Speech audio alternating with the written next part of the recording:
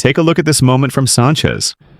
The challenge that earned him a red card completely altered Chelsea's shape and ultimately cost them the game. Welcome to Tactical Analysis. If you haven't already, don't forget to like, share, and subscribe. Now, let's break down the tactics behind Manchester United's victory over Chelsea at Old Trafford. Ruben Amorim set up Manchester United in their usual 3-4-2-1, with Ahmed and Bryan Mbeumo operating as the two tens, while Matheus Cunha made his return from injury. Chelsea, on the other hand, started in a 4-2-3-1. However, after Sanchez's red card, their shape shifted into a 3-4-2, with Tosin, Philip Jurgensen, and Andre Santos coming on to replace Palmer, Pedro Neto, and Estevão. In possession, Ruben Amorim's side looked to build up from the back. Matthijs de Ligt was given the license to step into advanced zones, often pushing into the opposition half. Before Sanchez's red card, Manchester United focused on a slow, methodical build-up. The back three of de Ligt, Harry Maguire, and Luke Shaw stayed narrow, while Noussair Mazraoui and Patrick Dorgu provided maximum width, holding the touchline. Casemiro and Bruno Fernandes operated as the double pivot, offering progression through central zones. To counter this structure, Enzo Maresca's Chelsea adopted a man-oriented pressing scheme without fully committing to high intensity on the United backline. Instead, they ensured numerical balance in midfield to block central progression into Benjamin Šeško. Estevão stepped out to press de Ligt, João Pedro marked Casemiro, Neto tracked Dorgu, and Palmer stayed close to Bruno Fernandes. This pressing plan deliberately left Mazraoui as the apparent free outlet. However, the trap was clear. As soon as the ball reached Mazraoui, Cucurella would aggressively press, forcing errors or rushed passes.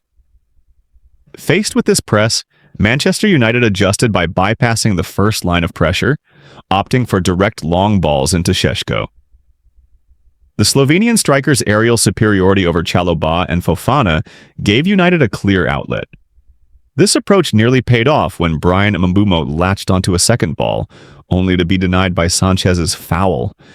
The challenge that earned Chelsea's keeper a red card. After Chelsea went down to 10 men in the 4th minute, Enzo Maresca quickly made both a personnel and formation adjustment.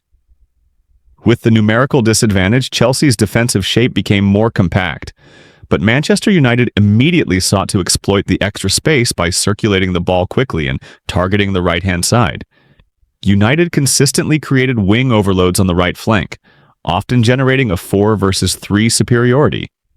This was achieved through passing triangles and rotations, which allowed them to combine in tight spaces and eventually deliver crosses toward the far post, where late arrivals from Patrick Dorgu or Luke Shaw could attack.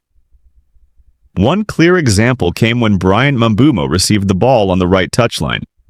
He combined with Noussair Mazraoui and Matheus de Ligt to form a passing triangle, creating a temporary 3v3 in Chelsea's half. To restore superiority, Casemiro drifted wide to join the sequence, turning it into a 4 versus 3 against Cucurella, Caicedo, and Andre Santos. This overload opened multiple options, either crossing to the far post, pulling Chelsea's backline across to expose central gaps, or quickly switching play to the opposite flank to exploit underloaded zones. Over time, this repeated use of wide overloads and quick circulation gradually stretched Chelsea's compact block, wearing them down and allowing United to sustain attacking pressure throughout the match. When Manchester United were also reduced to 10 men, Chelsea adjusted their shape from a 3-4-2 to a 3-4-2, 4-2-2-1. In this structure, Fofana shifted to right back. Cucurella operated as left back, while Reece James advanced higher up the pitch to function as a winger. In possession, Chelsea's back four spread wide in an attempt to draw Manchester United's press and create openings. A good example can be seen when Tosin held onto the ball, baiting Bryan Mbeumo to press him, before releasing a pass to Fofana. Once receiving it, Fofana attempted a direct long ball to João Pedro, aiming to launch the attack quickly. In the attacking phase, Chelsea's strategy revolved around crossing patterns, with Reece James frequently delivering balls into the box. Chelsea committed multiple players forward to flood the penalty area, and this approach eventually paid off.